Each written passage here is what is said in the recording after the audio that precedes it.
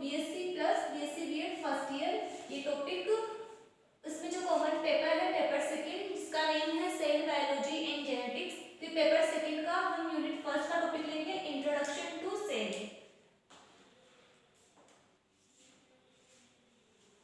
BSc BEd first year and BSc first year दोनों के अंदर कॉमन पेपर है paper second cell biology and genetics.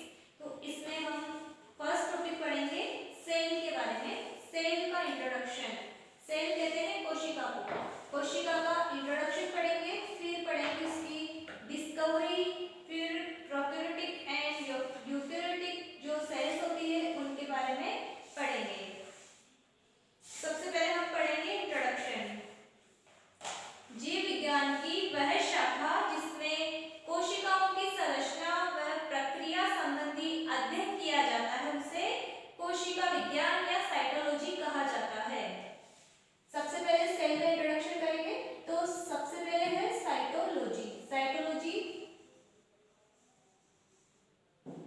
या कोशिका विज्ञान।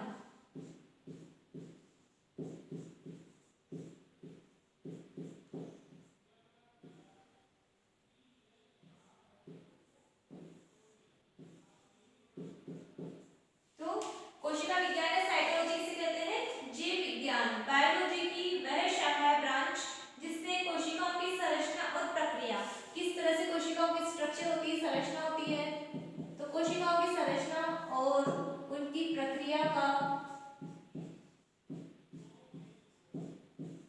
अध्ययन किसमें किया जाता है?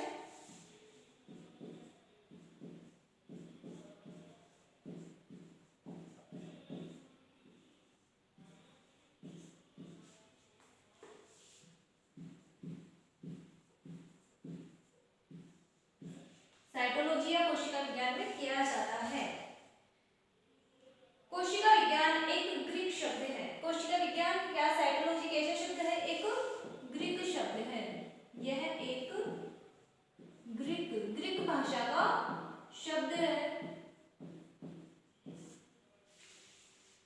जो दो शब्दों काइटोस जिसका मतलब होता है वेसल और सेल जिसको पात्र या कोशिका कहते हैं। ये जो साइटोलॉजी या कोशिका विज्ञान है दो शब्दों से बना होता है, जिसको कहते हैं सेल मतलब कोशिका और वेसल। वेसल क्या होता है? कोई पात्र होता है, तो पात्र या कोशिका, कोशिका या पात्र प्लस एक तो हो गया साइटोस प्लस लोगोस, इसका मतलब होता है ए डिस्कोर्स।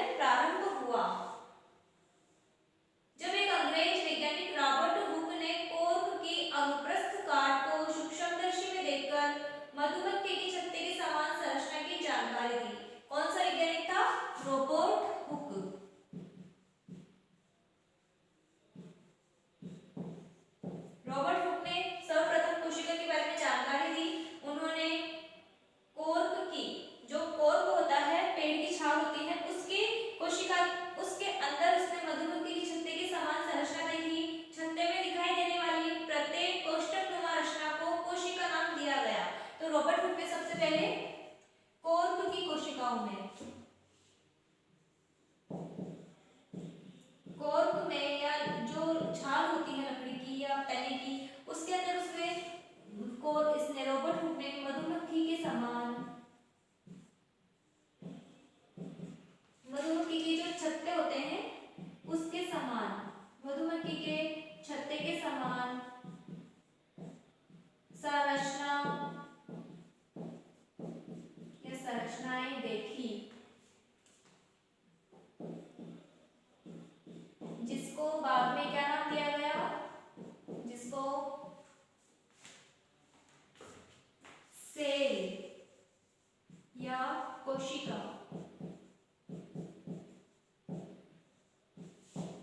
नाम दिया गया। क्या नाम दिया गया उसको? सेल या कोशिका नाम दिया गया। तो सबसे पहले रॉबर्ट हुक ने देखा था इन कोशिकाओं को। किसने देखा था? कॉर्क में, जो तने की छाल होती है ऊपर का हिस्सा छाल, उसके अंदर कॉर्क में उन्होंने मधुमक्खी के छत्ते की समान संरचना देखी, जिसको सेल या कोशिका नाम दिया गया। तो इस तरह की कोष्ठकनुमा संरचना को कोशिका या सेल नाम दिया गया। सूक्ष्मदर्शी के आविष्कार से पूर्व 1590 में वैज्ञानिक केवल अनुमानों व प्रयोगों के माध्यम से ही जीन, जनन व विकास की जानकारी दे सके, क्योंकि उस टाइम पे माइक्रोस्कोप नहीं था, तो सिर्फ अनुमान के आधार पर ही वो विकास की जानकारी देते थे। कोशिकाओं के संबंध में प्रारंभ में यह अनुमान लगाया गया कि ये झिल्ली द्वारा आवृत अवकाश स्थान है। तत्पश्चात यह ज्ञात हुआ कि कोशिकाएं रस से परिपूर्ण होती है। पहले ये अनुमान लगाया गया कि जो कोशिका होती है ये सिर्फ झिल्ली से आवृत रहती है। इस तरह से झिल्ली पाई जाती है बाहर की तरफ और अंदर एकदम खाली होता है, इसके अंदर कुछ नहीं होता है, एकदम खाली होता है। प्रारंभ में ऐसा माना जाता था, लेकिन बाद में जैसे जैसे इसका आविष्कार होता गया, विकास होता गया, सूक्ष्मदर्शी से जब इसको देखा गया तब पता चला कि इसके अंदर कुछ संरचनाएं पाई जाती है। ये एकदम खाली नहीं होता है, इसमें कुछ द्रव पाया जाता है और उसके अलावा इसमें कुछ कोशिका वगैरह भी होते हैं। तो इसीलिए बाद में पता चला कि ये जो स्पेस है वो खाली नहीं होता है, इसके अंदर बहुत सारे ऑर्गन्स या ऑर्गेनेल्स, इसके अंदर जो कोशिका के अंग होते हैं वो पाए जाते हैं, कुछ द्रव इसमें भरा रहता है। इस रस को कोटी ने 1742 में जीव द्रव्य नाम दिया। कोशिकाओं में जो रस पाया जाता है इसको क्या कहा गया? कोटी ने इसको, कोटी, ये कोटी है, साइंटिस्ट का नेम है।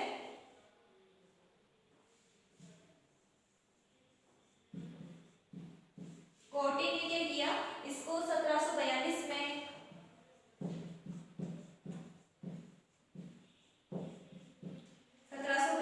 कोटी ने क्या किया था? इसको कोशिका के अंदर जो रस पाया जाता है उसको जीव द्रव्य नाम दिया।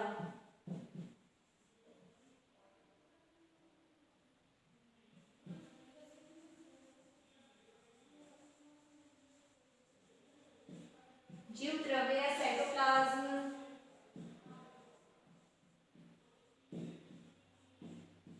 नाम दिया।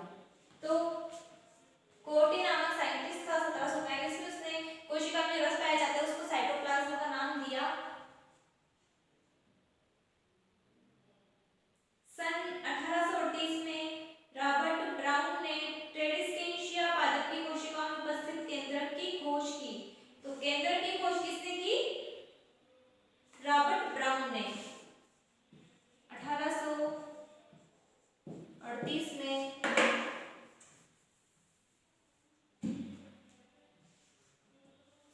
रॉबर्ट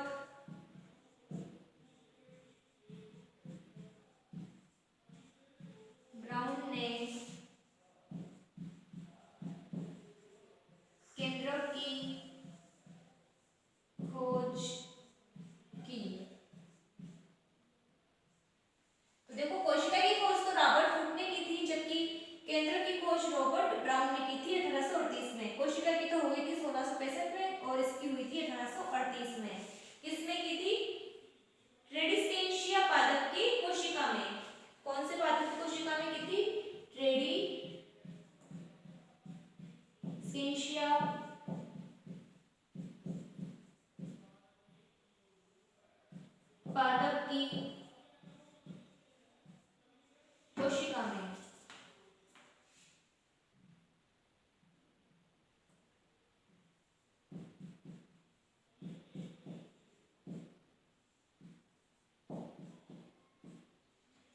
इस तरह से रॉबर्ट ब्राउन ने केंद्रक की खोज की। वनस्पति शास्त्री मैथियस जेकब श्लेडन व जंतु शास्त्री मतलब जिसको जूलॉजिस्ट कह सकते हैं थियोडोर श्वान नामक जर्मन वैज्ञानिकों ने 1838 में कोशिका सिद्धांत को प्रस्तुत किया। 1838 में कोशिका सिद्धांत किसने प्रस्तुत किया? एक तो वनस्पति शास्त्री थे और एक जंतु शास्त्री थे जिनको हम श्लेडन व श्वान कहते हैं।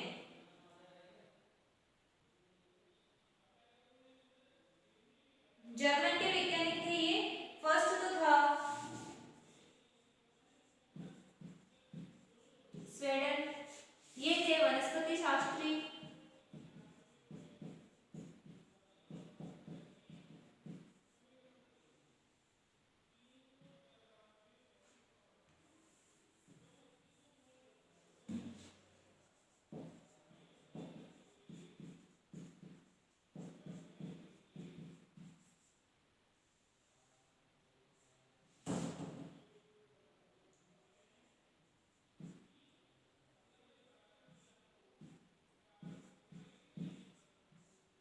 ये है श्लेडन प्लस स्वान, ये थे जंतु शास्त्री।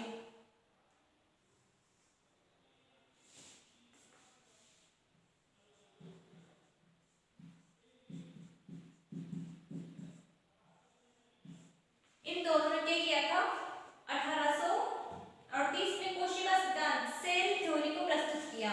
इन दोनों ने 1838 में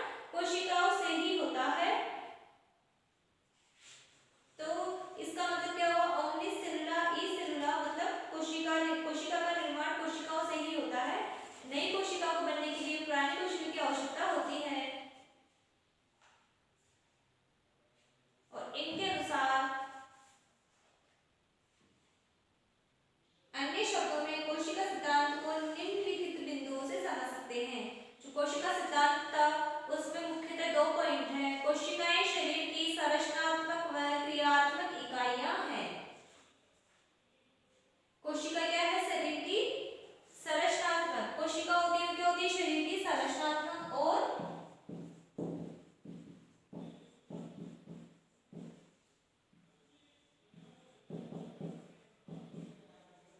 क्रियात्मक, संरचनात्मक और क्रियात्मक इकाई है।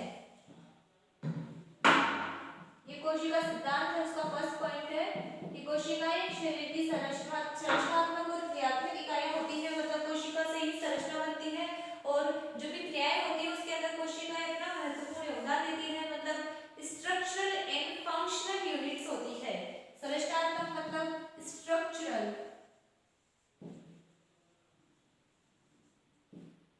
एंड क्रियात्मक मतलब फंक्शनल।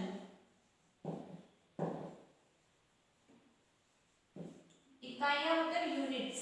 तो सेल होती है वो कोशिका जिसको सेल कहते हैं, वो स्ट्रक्चरल एंड फंक्शनल यूनिट्स होती है। कोशिकाएं हमेशा पूर्व उपस्थित कोशिकाओं से बनती है। ये दो मेन सिद्धांत इसके। नई कोशिका बनेगी, किससे बनेगी?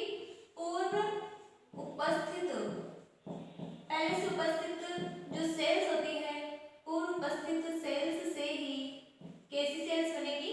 New sales. जो नई सेल बनेगी वो पहले से उपस्थित सेल से ही बनती है।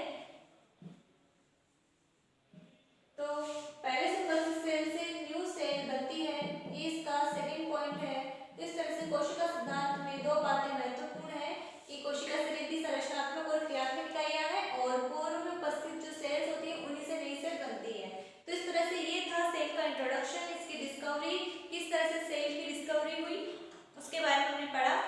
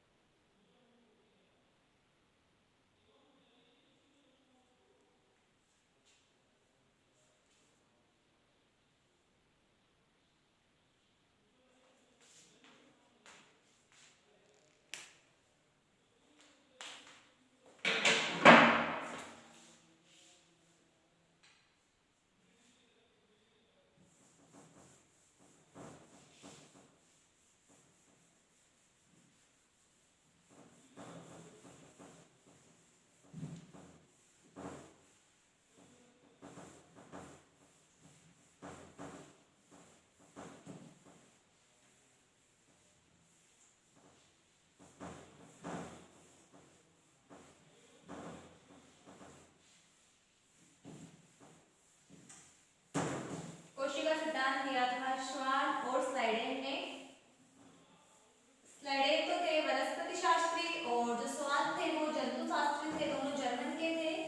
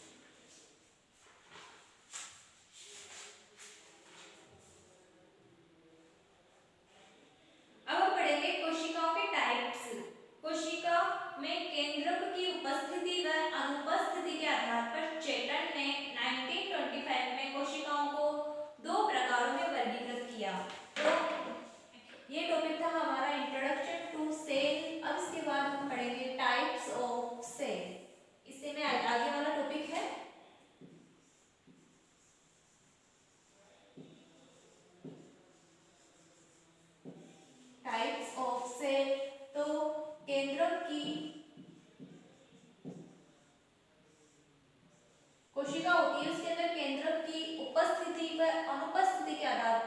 इसको दो प्रकारों में बांटा गया है, केंद्रक की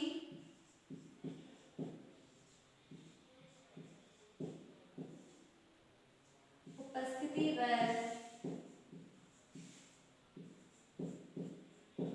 अनुपस्थिति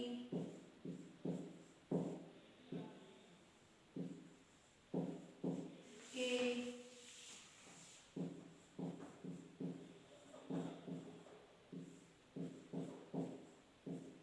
आधार पर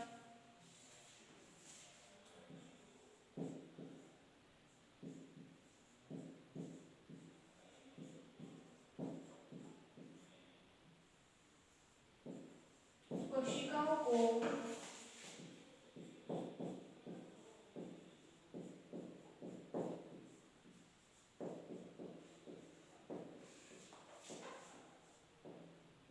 दो प्रकारों में बांटा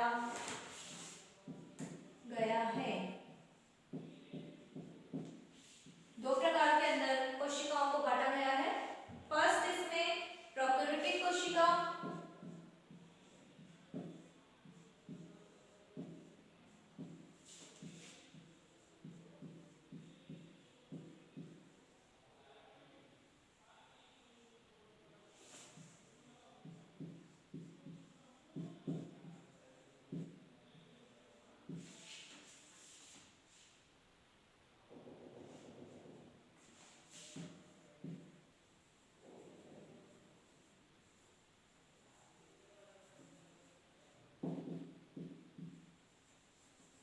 प्रोकैरियोटिक सेल, और सेकंड है यूकैरियोटिक कोशिका।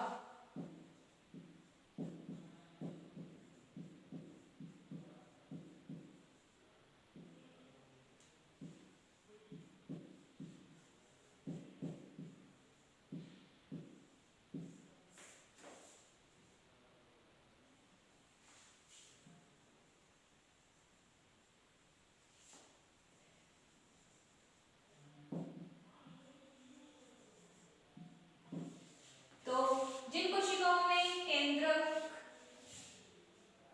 उपस्थित रहता है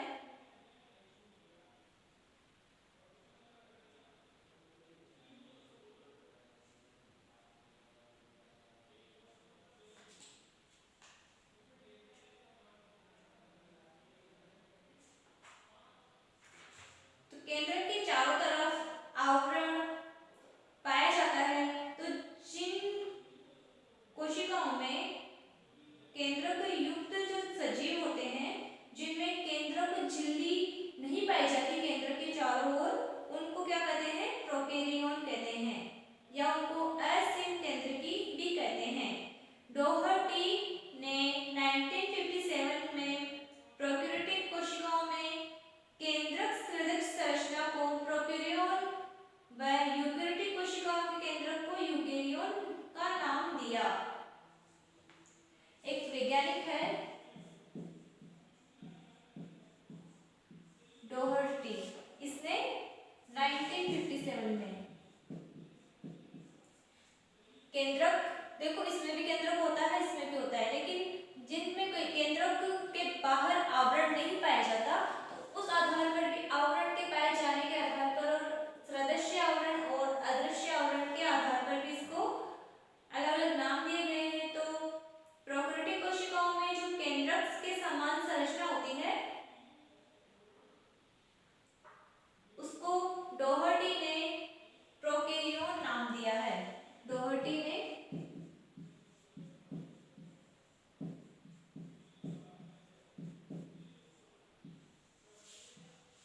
प्रोकैरियोन किसको कहा? प्रोकैरियोटिक में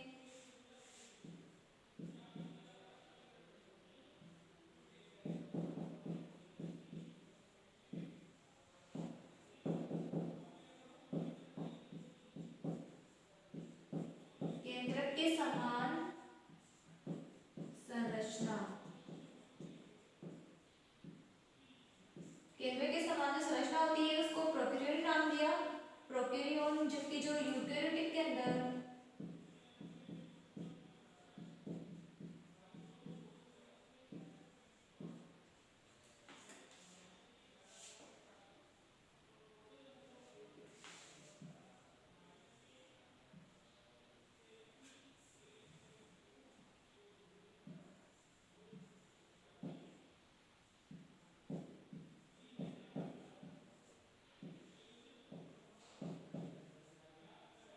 यूकेरियोटिक कोशिका के अंदर जो केंद्रक होता है उसको यूकेरियोन नाम दिया गया। किसने दिया? डोहर्टी ने।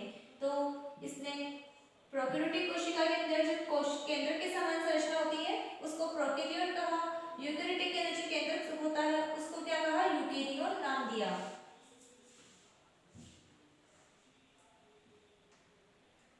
कोशिकीय संगठन को महत्वपूर्ण मानते हुए सजीव जगत को दो उपजगतों में वर्गीकृत किया जा सकता है। फर्स्ट है असीम केंद्रकी और सेकंड है ससीम केंद्रकी। अब कोशिका के संगठन के आधार पर जीवों को दो प्रकारों में बांटा गया है। फर्स्ट है असीम केंद्रकी।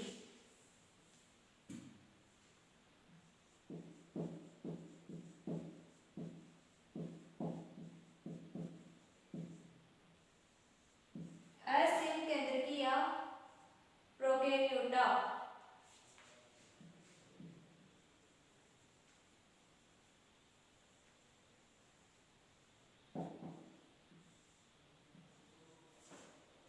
और सेकंड ससीम केंद्रकी या यूकेरियोटा होता है। प्रो मतलब प्राक या पुराना, कैरियोन मतलब नाभिक। तो प्री मतलब पूर्व। ये जो प्रोकैरियोटा है वो दो शब्दों से मिलकर बना है। प्री यानी पूर्व या पुराना,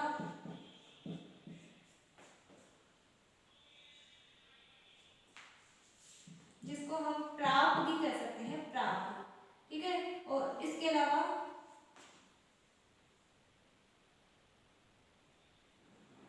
कैरियोन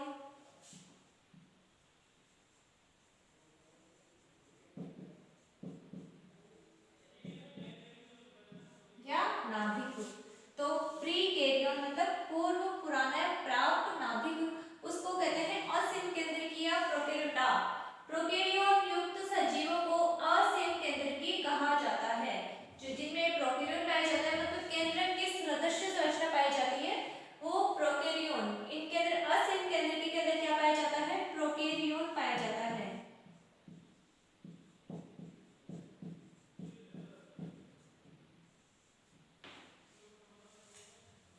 प्रोकैरियोन युक्त सजीवों को असीम केंद्रकी या प्रोकैरियोटा कहते हैं। केंद्रक झिल्ली रहित केंद्रक को प्रोकैरियोन कहते हैं। प्रोकैरियोन किसको कहते हैं? जिसमें केंद्रक के चारों तरफ केंद्रक झिल्ली का अभाव होता है तो किनको कहते हैं? प्रोकैरियोन।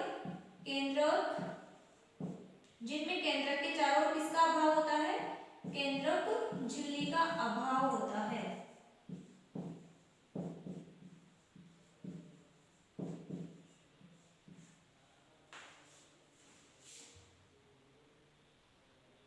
इसे प्रारंभिक केंद्रक या केंद्रकाभ भी कहते हैं। इसको या तो प्रारंभिक केंद्रक या केंद्रकाभ।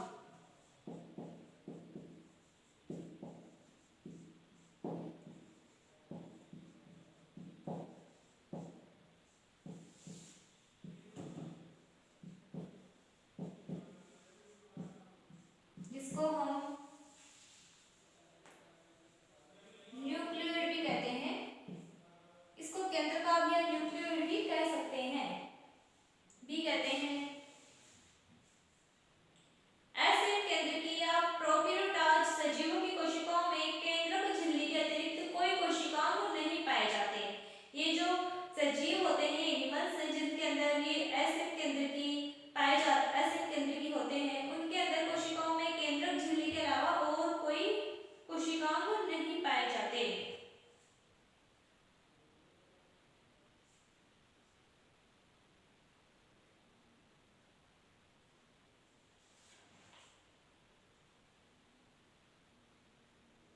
सेकेंड है इसमें ससीम केंद्रकी यूकेरियोटा। ये तो फर्स्ट प्रोकैरियोटा असीम केंद्रकी, सेकेंड पढ़ेंगे ससीम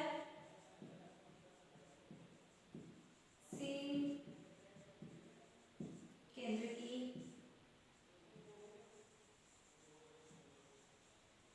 जिसको यूकेरियोटा कहते हैं, ससीम केंद्रकी।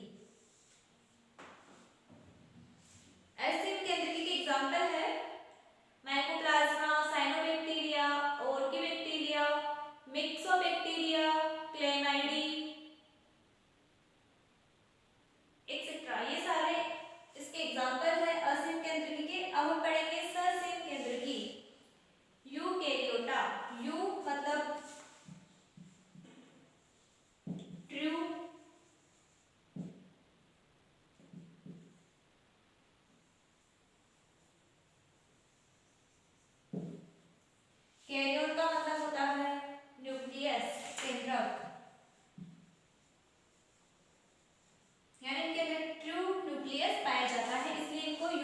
यूकेरियोटा भी कहते हैं।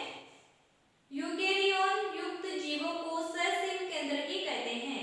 यूकेरियोन मतलब केंद्रक के चारों तरफ क्या पाई जाती है, झिल्ली पाई जाती है, केंद्रक झिल्ली इनमें पाई जाती है, इसलिए यूकेरियोन कहते हैं। जो यूकेरियोटिक कोशिका का केंद्रक होता है उसको यूकेरियोन कहते हैं। तो यूकेरियोन युक्त जीवों को ससीम केंद्रकी या यूकेरियोटा कहते हैं। केंद्रक झिल्ली सहित केंद्रक को यूकेरियोन कहते हैं। केंद्रक झिल्ली सहित यूकेरियोन किनको कहते हैं, जिनमें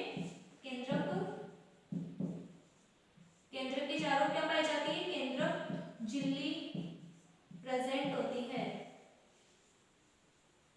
केंद्रक झिल्ली जहाँ प्रेजेंट होती है वो यूकेरियोन कहलाते हैं।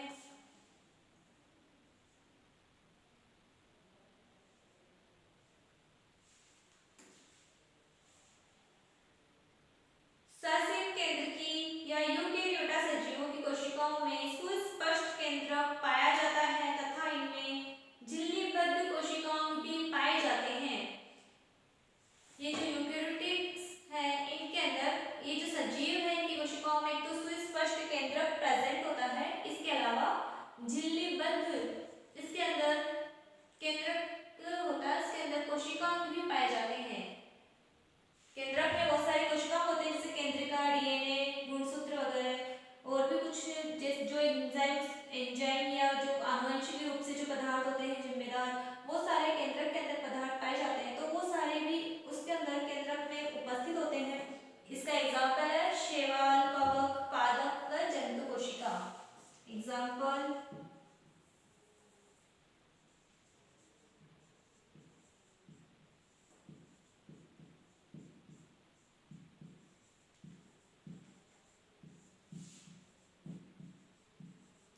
पादप और जंतु कोशिका कैसी होती है, यूकेरियोटिक होती है।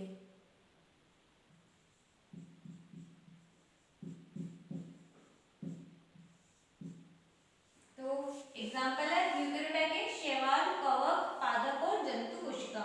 ये थे प्रोकैरियोटिक एंड